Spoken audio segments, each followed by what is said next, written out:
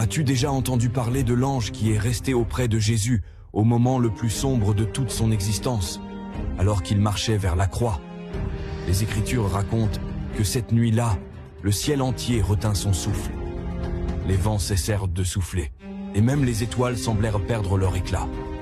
Dans le jardin de Gethsémané, juste avant d'être arrêté, Jésus tomba à genoux, seul dans l'obscurité. Son corps était secoué, et de la sueur mélangée à du sang glissait sur le sol, non à cause de la peur, mais sous le poids écrasant de la faute du monde entier.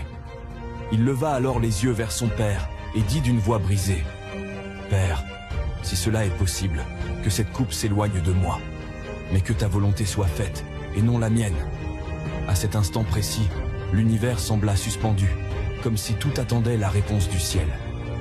Puis une lumière se déposa doucement autour de lui.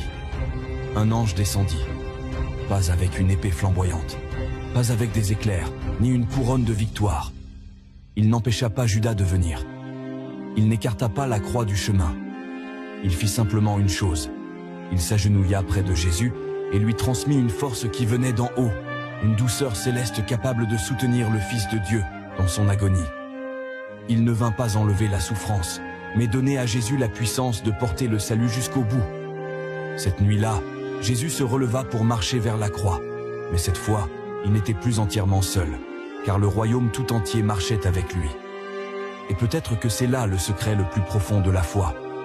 Dieu ne nous préserve pas toujours de la douleur, mais il envoie toujours un ange pour se tenir à nos côtés dans l'instant où nous sombrons.